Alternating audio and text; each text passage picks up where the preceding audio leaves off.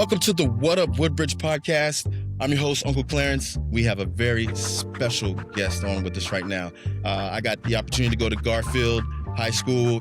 I did see some amazing people, some amazing guys who were on the basketball team in sports, in class that I was walking around in the halls with. And I reached out to someone who I remember back in the day I looked up to, close opportunity to grow up with his brother as well and be in some of his classes. But guys, I just want to just thank you for coming on to the show, Coach Jason Bell. Thank you for having me. Man. Very happy to be here. And just when reaching out to you and just, getting in touch and just sharing the stories of who we knew before we even started recording and started getting onto the conversations, just, catching up a little bit.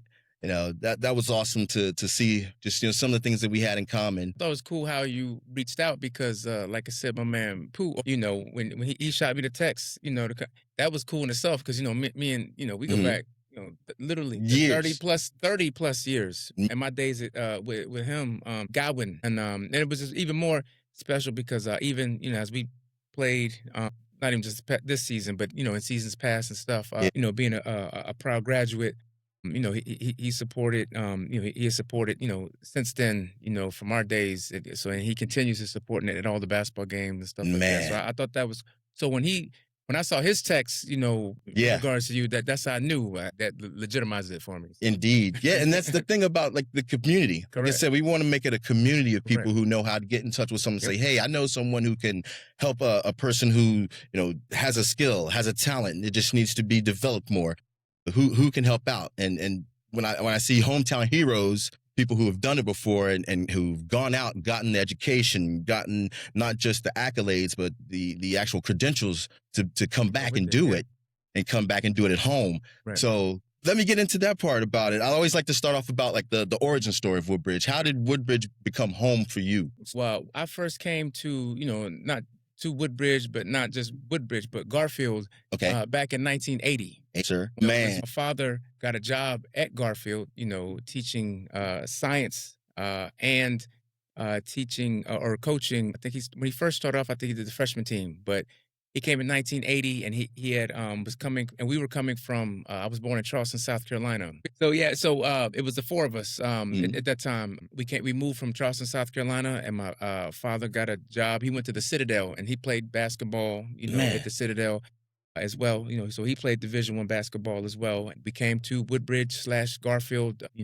from there in 1980. So we lived in Forestdale. Forestdale. Yep. Falmouth Drive is where we started down there. So yeah, that was my initial introduction to Woodbridge. All right, so Forestdale was the spot. Yeah, man. Now there was a lot of hoopers in that area too. Yeah. Now, would you say that's because of your dad living there, also just being able to go out to the parks and be able to coach some more, or was it just like that's where the talent was? I think. So when we first came there, there was talent because, and this is the cool thing, as we were talking before about just Woodbridge / Garfield, was 1980 was fresh off of, they had won a state championship that year. Okay. They went undefeated. I want to say I might have been 25-0, and I hope I'm not. It was at least 25-0, if not more. But they won the state championship that year with a guy by the name of Othell Wilson, who has a nephew who's on the coaching staff now. Okay. Who also has, and his son just graduated this year as well. So man. Well, and the cool thing is, and I always tell people all the time, when I tell people we're Garfield strong over here, like we Garfield strong over here, and we have other people, on the staff, who've graduated from Garfield, as well, coaching, with us and stuff as well. So in 1980, they literally had just won the state championship that year, and so the talent had been there. Obviously, I think, but I think when my dad came, and I just think that he was just looking to, and even like now, when I tell myself, even when I played, and I tell my children, we came to Garfield, we're just links in the chain. Yeah. You know what I mean? And I tell my kids, and 30, 40 years, there's going to be another Garfield coach. When I'm not around anymore, it will continue. Man. So we're just links in the chain right now. And while we're here, you just try to do your part, to make your mark and, leave it, a better place than you found it. Better place for the next person, like absolutely. You said, than you found it. Mm-hmm. Man, that's great too, because the kids, I always start off when I say with kids, you got to have something for them that they find that's, their thing. You give them the opportunity and they just catch on to something. When was it that you would say basketball was the thing that, that you fell in love with, and how would you say you fell in love with basketball? I don't know if there was ever a choice. And then that's the cool thing about, and it always does come back to Garfield. People always ask me, why is it always Garfield, Garfield, Garfield? So when my dad came there, my dad had played basketball, obviously. Yep. He was coaching there, and Garfield / basketball was something that was always there, always around, and always fun. Yeah. So when my dad was coaching, it was nothing for us to go spend, especially in the summers. I just remember my summers. We'd go up there in the morning, did something with basketball, and then we'd go do lunch or something, and then come back home for a little bit. In the afternoon and the evening, we'd go back up there for for open gyms. And I just remember the music was always playing. So there's even certain songs, and I always say that music is the soundtrack to our lives. Right. So there's songs that I can remember, and I still to this day remember certain songs that came on during open gyms that reminded me of those open gyms in the early 80s. And I'm talking, early 80s. What would you jam out to get you hyped up to get ready to, do your breaks and runs and get ready for practice and just go and start slamming on folks? The earliest time I really, really remember and recall that is probably in the late 80s. I had a routine where when my dad was coaching, and I just remember looking up to, and I always, even from elementary school all the way up until I got to high school, but they were always, my father's players I always looked up to. And I always wanted to be like them. I always wanted to play like them. And in my mind, I always knew I'm going to be up here one day playing, So, and I'm an old school, I was an old school, and I mean, literally the golden era I'm talking, Run DMC, Special Ed, Big Daddy Kane, that's a Salt and Pepper. Yeah. And I remember coming home, and I had a routine where I would watch Rap City. And this is when Rap City first came on. Yo MTV Rap first came. And it initially was only 30 minutes. Yeah. They only gave you 30 minutes. And what was kind of messed up, they put them on at the same time. So you almost had to... You had to fight with them. It's like, all right, now who's on a commercial now so I can get back to LL Cool J? And you go, See? All right. Exactly. So that was part of the routine. And I mean, every single day, Man. Probably when I got to 7th grade, that was I would come home, do my little homework and then watch Yo MTV Raps, because I think Yo MTV Raps came on first. Yo MTV Raps, and then Rap City, and then it was Hit the Court. Yeah. We would go. So, and like you were talking about in Forestdale, there was a court up at Buffalo Court at the very top. Yes. Of we either go there. That's when I first started playing, when I started leaving the house. But then, as I got older, I would sneak over to Birchdale. I really wasn't supposed to go that far from the house. Okay. But we would go that way, the homies, we would go over to Birchdale and did that up until I was probably able to drive. And then at that point, then we would go play at Montclair. We would go play anywhere where people were supposed to be nice. Right. We would go because we wanted to, quote unquote, conquer that court. So y'all were out just balling, going around back in the day and being like, hey, yo, Forestdale got it. We the crew. And we now what position was it that you ultimately landed with? Probably, guard, shooting guard. Okay. It's a little different now because basketball has become, pretty much positionless. Everybody want to shoot threes and can handle it, so you have to kind of do that. But back then, I would probably be characterized more as a two guard, like a shooting guard. Okay, man. Yeah.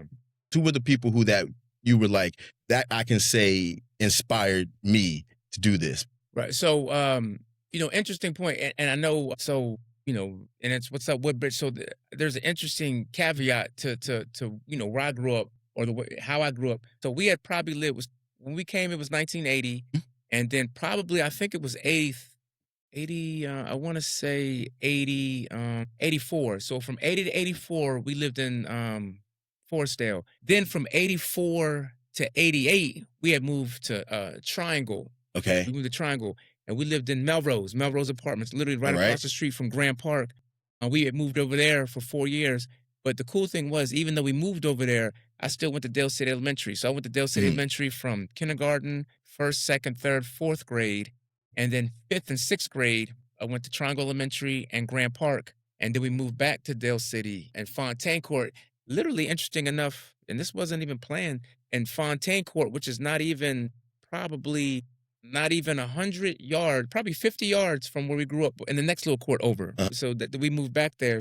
So during that time when I lived in Melrose, I was, we went up to grew up with kids from Triangle in that 4-year period, but we still went to school in Dale City. So that was a cool time in my life as well. But interesting enough, when you talk about that as far as the mentors. And so, and I have to give, much respect, and she's not with us anymore, but I had a teacher and basketball coach named Coach Lorson Coach at Lorson. Godwin, at Godwin Middle School. And no matter what, she was. So coming up when I was playing, I always, I don't know what I knew I expected to be, I knew like Mhm. I'm gonna be good. Yeah. I'm gonna try, and that was my Right. but it was a validation from Mrs. Lawson, and she was my 7th grade coach on JV at Godwin. Man. Now it's Hampton, Middle School. But Okay, so a few changes and things. just school, yeah, changed the name. But at Godwin, when I played for her in 7th grade, so I played for her in 7th grade, and that was a good time.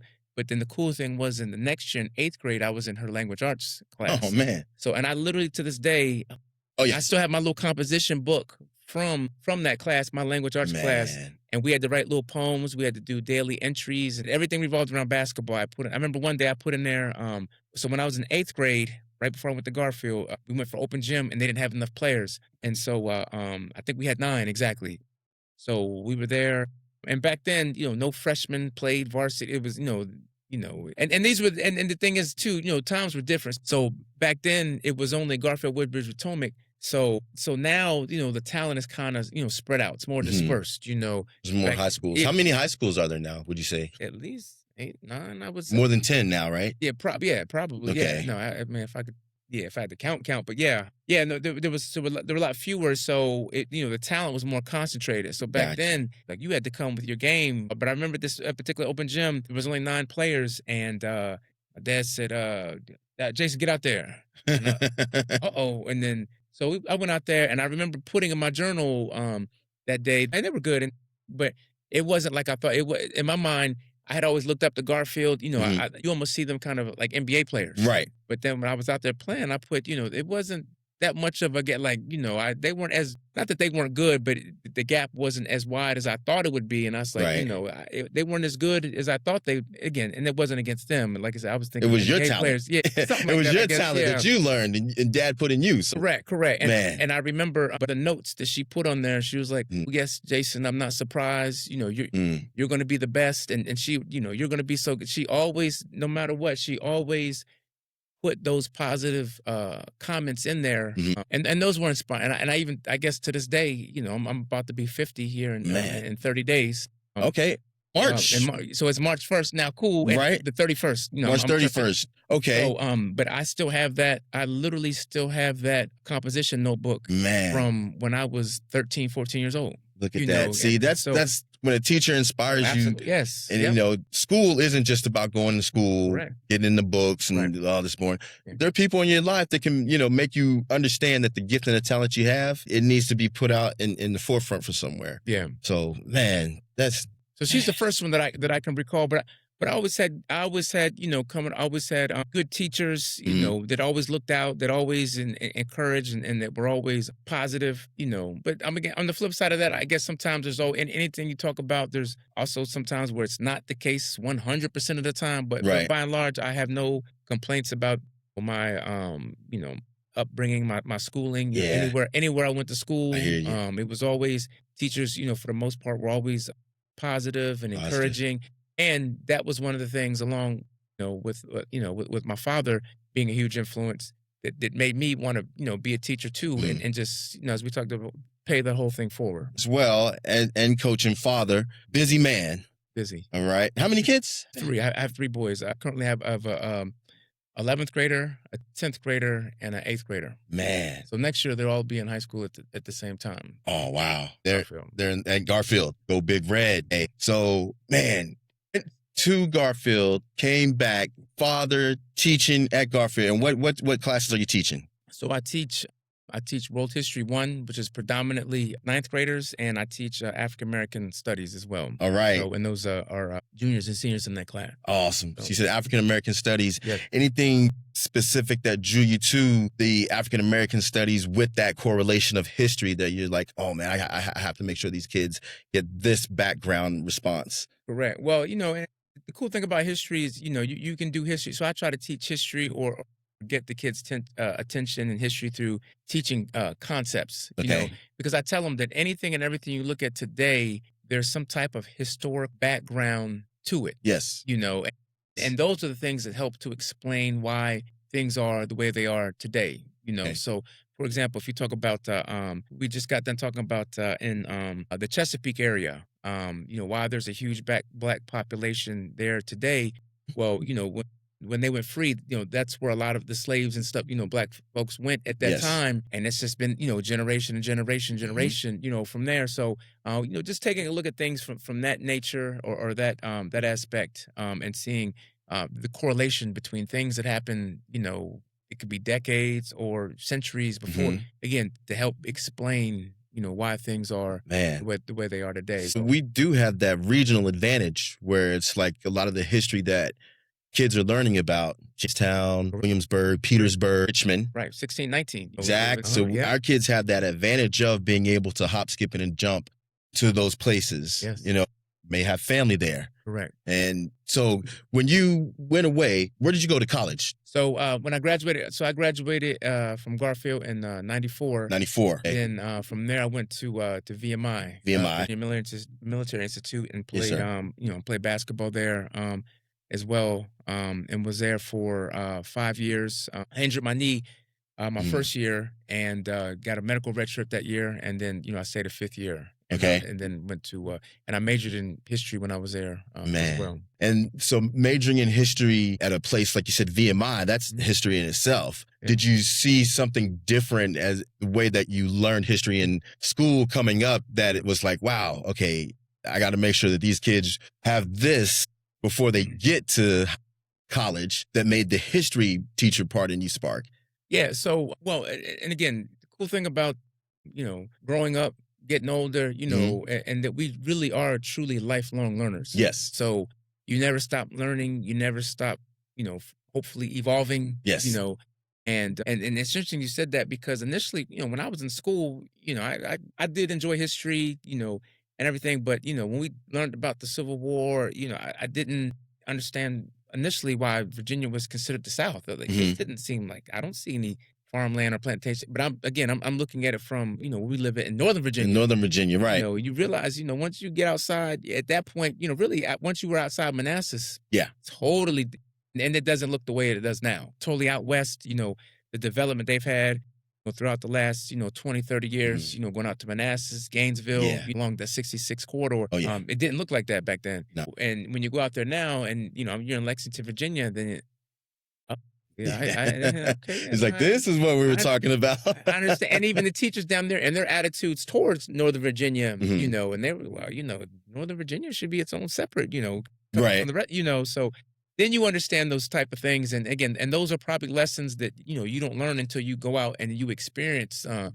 then you experience them, for yourselves, away from home, where nobody knows you, nobody cares, you have to, learn, and experience things for yourself and stand up on your own 2 feet. Man. So you said, we're saying Northern Virginia a lot. Right.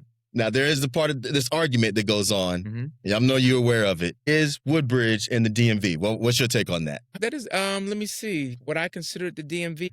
That is, In some ways, I would say yes. I can see where somebody would say yes, and then some ways I could see, I could see the argument that it not. Right. If I had to put one way or the other, yes or no, my hard answer would probably be yes. Thank you. I would say understand. Yes. Made some amazing contributions to this thing here in this section of our region. So Right. but I do like to have that conversation with people. Just, Northern Virginia in its own, of course, we do have our region. And then being raised in Woodbridge, where, like you said, it's 20, 30 minutes. And just being able to get up to DC and learn that part of history, did that have an effect on you as well? Where you're like, wow, man, there's kids in over in Seattle who are reading about this. But a weekend, I can get up, mom and dad, hey, can we go look at this museum and how that works? Yeah, no, so me and my wife talk about this, I've talked about this before in the past sometimes. That sounds good.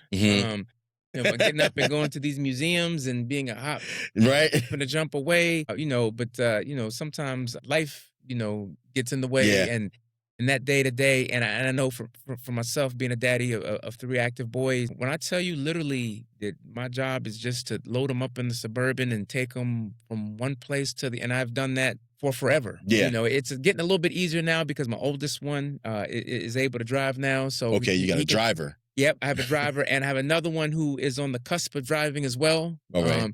So I think he can even get his license here. He has to do that. I know he's in driver's ed now. So man, a so driver.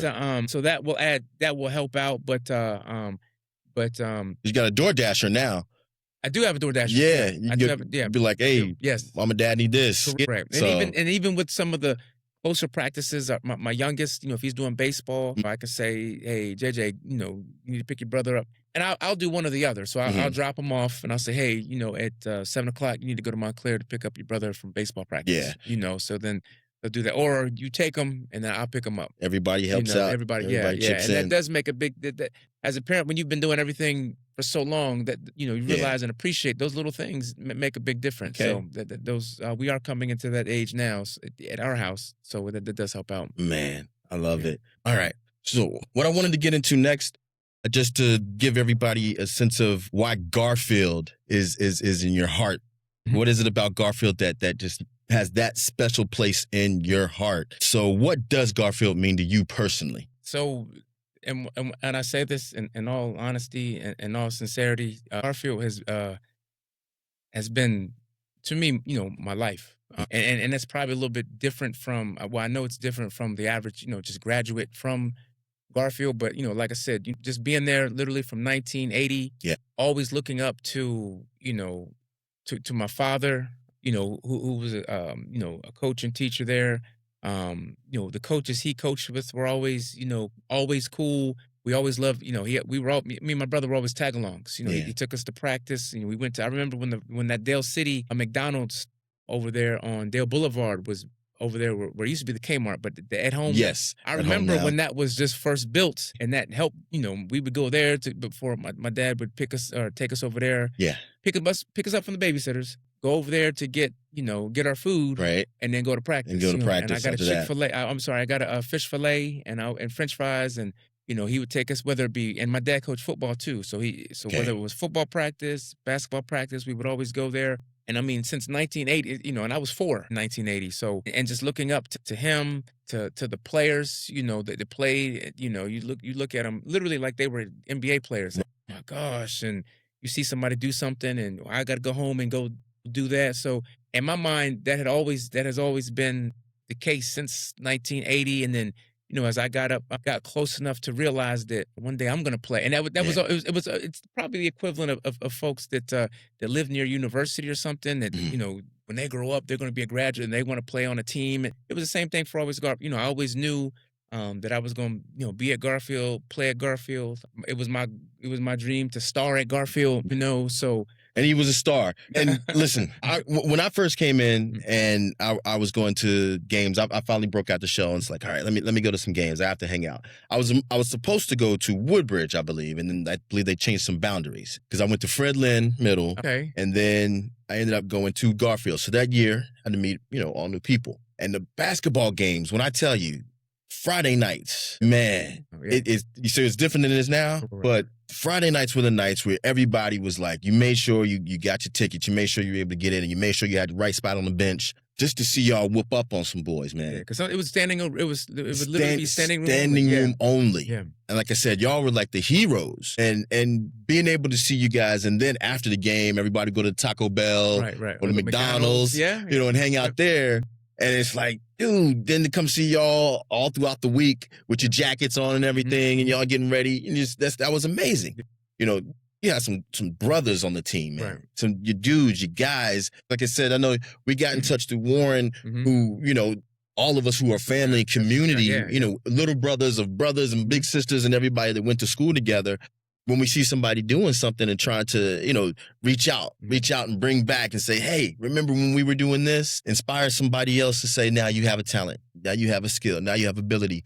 Give back if we're here.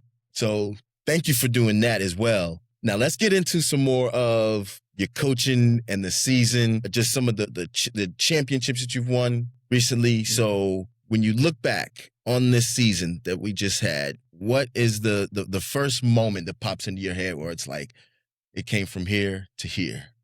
So this whole experience, we finished up. We did record wise. We had a great season. We finished 24-2. 24-2.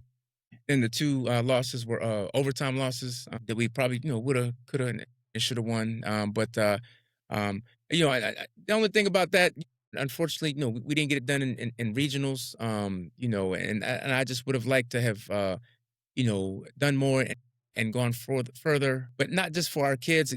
I am just proud of our kids this year, because when I tell you, if you'd have told me at the end of last year that we'd be finished 24-2, I would have never. I was gonna say, don't be hard on yourself, brother. No, I was like, that's an accomplishment. 24-2, and I'm not taking away anything. Like clap it up for this man. No, I appreciate it. It is, and to do so, and we didn't have anybody over 6'2". What? Wait, what was the tallest? 6'2" is the tallest. 6'2" is the tallest. Yeah, man. And that's part of in the last game. One of the things that got us and was that we just didn't match up as well, because the team, and not to take anything away from they were just bigger than we were, and they did things, they did the right things at the right times and stuff, but we didn't. But part of it was that we gave up a lot of offensive rebounds, and we shouldn't have, and could have done a better job. But I think that ultimately, helped contribute to us not getting it done in regionals and everything. But one of the things after the season, I told the kids that is that there's a mental and emotional component to winning. So talent, it is one thing, but you have to have again, mental and emotional preparation, mental and emotional strength, and and just be solid and not get too high moments or get too low in moments, and things of that nature. But and especially too, when I tell you when we had workouts, there were times during this we had workout where we had 3 kids at workouts, and 2 of them are mine. Man, I had 2 kids on the team this year. So, right. Okay, so your boys were on the team too. They were on the team this year. Man. So so we'd have 3 at work, and then I have my youngest. He'd be tagging along, and he wasn't even out there yet. But he's learning. But I am extremely happy. But the coolest thing, number one for the kids, very happy for the players, because they just did a wonderful job. Yeah. And even in that, within that 24-2 record, I'm extremely proud of them, because there were 2 games in particular. We played a Christmas tournament up at Mount Vernon that we ended up winning. 2 out of the 3 games, we were down 19 in the second half. So you came back. By being down 19. Yes. Yep. And the 19. Only 2 losses you had in overtime. Man. But I will tell you the cool thing about that. All right. In addition to the kids, just the community. So when I tell you, like I mentioned before, being Garfield strong, just so many folks, just reaching out. And I mean genuinely happy, genuinely proud, some of the nice text messages, that I received after, our season was over, just saying, thank you. And you could just, because you changed some lives. You really did. You really did. You changed some lives, because the effect that you had on some people to take them to that point, to like that accomplishment. When you see somebody, I'm sure you had, people weren't always their best every day. Mm-hmm. There's days I bet people came in and you probably had to be a little bit harder on somebody than you were before. Yeah. Somebody who wasn't performing as well as they were before, or whatever. It's like you have to be aware of those kind of things, I'm sure. Correct. Well, and the thing too that I do like about this season as well is, so this is the first year we didn't have a parent meeting. So we usually have a parent meeting every season, kind of lay out the rules and expectations and things of that nature. And this is the first year we didn't have one, just because of the way the schedule fell. We had scrimmages on Saturdays, and it never materialized the way that we normally do. And I thought that was going to be an issue, because, you kind of have to lay down the law, because one of the things I don't discuss playing time during the season. Well, how come my child's not playing? And I just tell them, it's just, we're going to put out there the kids that we think that are going to help us to win at that particular time. Or your child might be out there one time. There's a process to this. Everybody's kid can't play. You can have a part on the team, but it don't mean he gonna be out on the court. So that's like kind of difficult getting parents to understand that sometimes. Correct. And sometimes they don't understand that. But so I kind of lay that out in the parent meeting, and we didn't have one this year. So I thought that might be a little bit different and could be an issue. But I will say the parents we had this year were just awesome, great, supportive, and so many would come up and speak and just say thank you. And the cool thing, I'm talking about the parents of kids who didn't even play. Wow. Just thank you for allowing my son to, to come out here and, Yeah. and I really truly do. People ask about, how does, so I don't want to downplay the 20, our Oh, no, stuff not to at share, all. and I Say it. am happy. But when people ask, I'm happy. But so when they ask about that, and that's cool. But, I remember, there was another year, I remember we won 3 games. We were like 3-20. And we might even been 3-21. So I remember those days. Yeah. So Tough days. the thing is, and I take it with a grain of salt, but also too, those days that or those years that we were 3-20, that year we were 3-20, trust me, I wouldn't trade that for any, the kids we had on the team.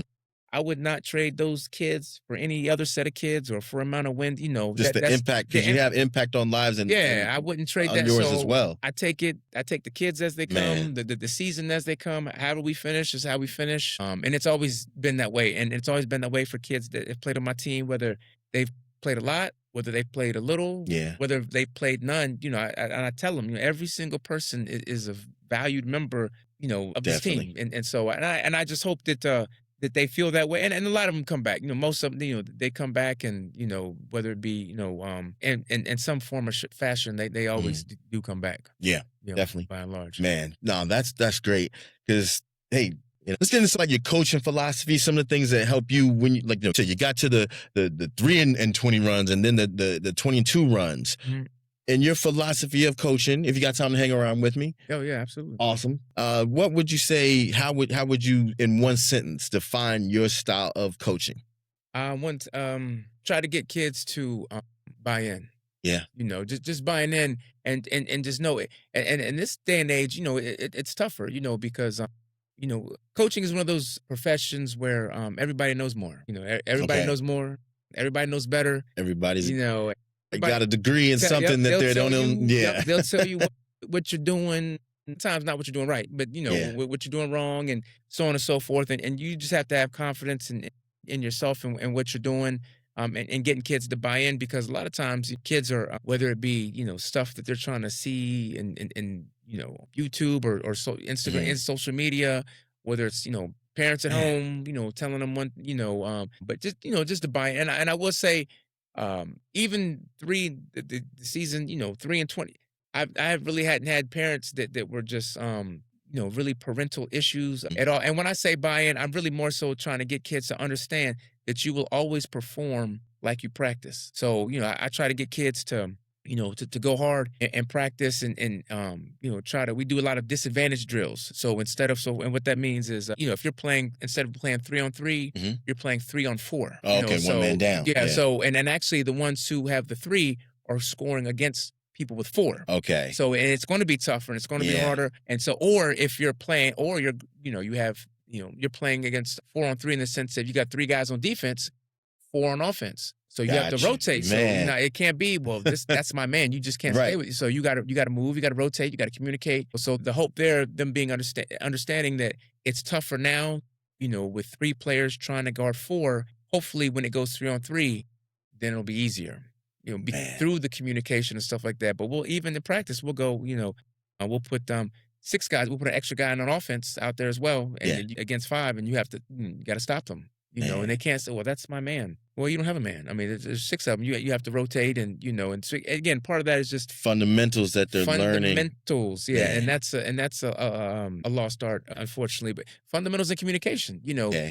As much as of a communication era we live in with phones and all this and that. And I was just about to say, now the kids have YouTube, TikTok, Instagram, you name it, and you see the reels of the guys who are everything. And so how would you say you gauge that to where it's like, hey, I know what you're seeing, these guys are doing this, doing that, but in order for the way that we play our style, our team that works, that's entertainment. Right. This is fundamentals. How do you manage that? Right. So, a lot of times I refer to that as fluff.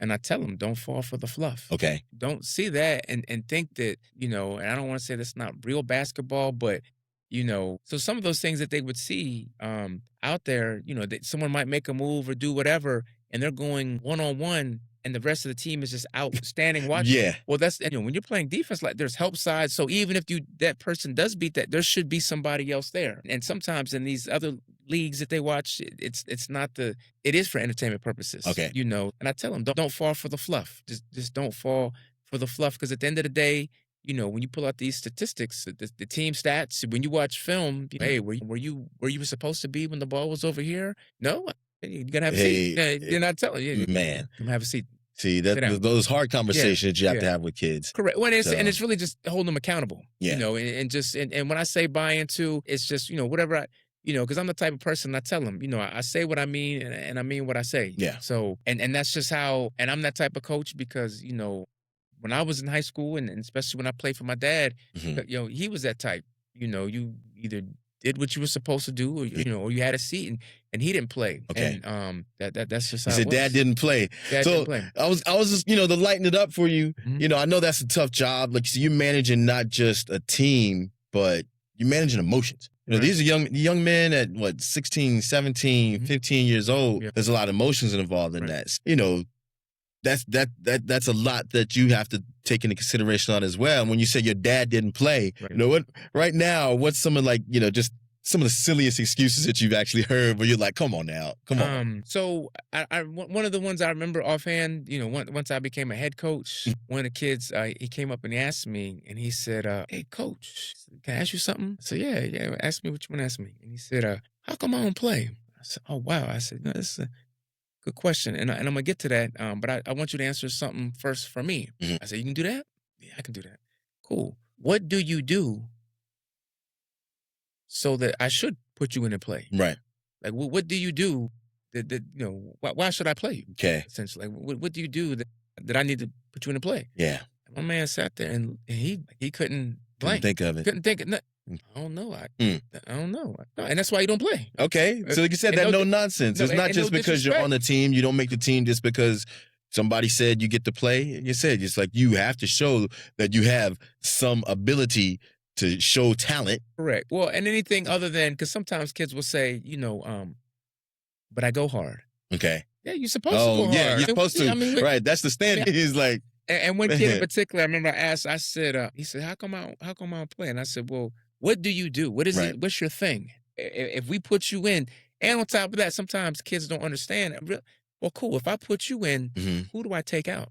Like, if you go so in, it's like you got to know how does the team work? Who? Yeah. And they don't think. And again, and I don't put that in there. And I never do anything like that. To be disrespectful. But also too, you have to offer an alternate perspective of how they look at things. But the thing here, and again, and I'm just blessed, to be able to coach with coaches. So, and this is the thing, and this is what I tell them, my players all the time. If a parent were to ask a player, or their child, what is it that you need to do to get more, they should know. So, for example, and they will know because in practice, we're really big on feedback. Okay. So the thing is, there's no situation where a child just gets yelled at, or you did such and such. We're able to, because of our experience, wisdom, I tell them, you made this mistake, or you did this because of boom, boom. This is what you did to do it. Yeah. And not only that, this is what you need to do to fix it. And a lot of it too comes back to what you had mentioned before, the fundamentals. And a lot of it's technical.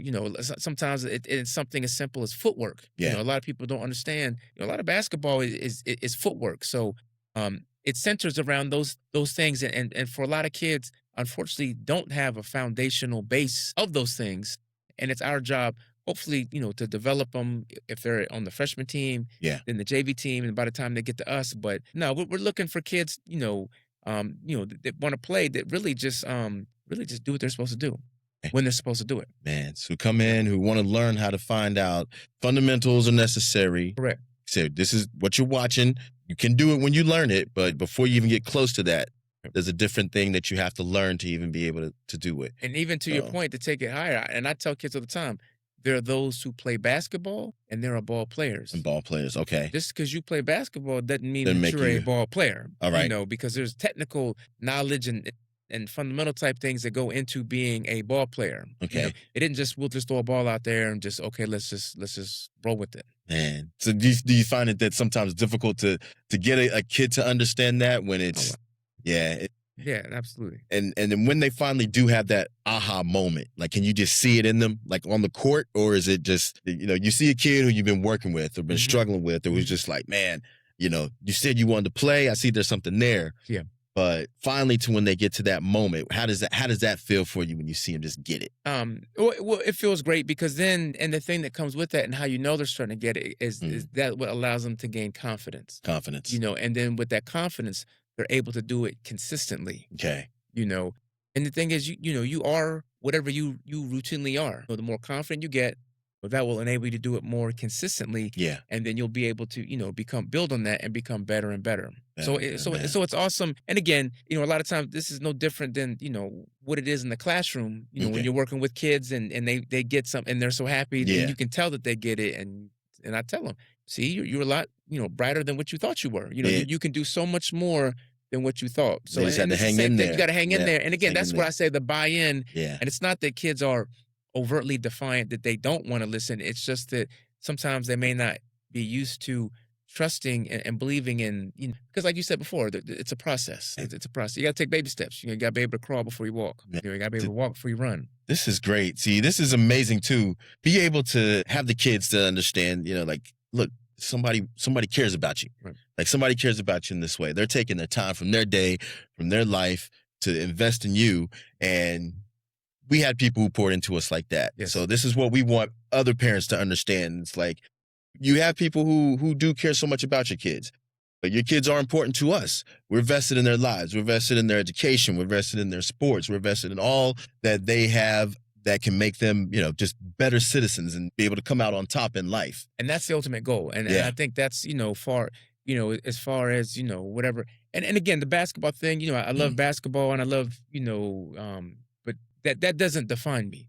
Whatever wins or losses. And again, every year, myself and my coaching staff, we're going to give it 1,000% of what we have and, and everything, at the end of the day, do you know what my father's record was when he ended up finishing at Garfield coaching? What was it? I don't know. You don't know? Yeah. But what I do know is that impact. I can't go anywhere. If I see my father's former players, former students. Record didn't matter. It's never about that. It's the, your dad, did so much. And even, there's kids that walk around the school that don't even know I coached. They didn't even know I coached until, some of our accomplishments came up on like social media and stuff like that. Yeah. Because I don't ever talk about that stuff, in the whole, I guess it just never comes up like that. I'm a teacher that coaches. I'm not a coach that teaches, you know what I mean? So, I like that. I like that. Just, and again, no disrespect to anybody.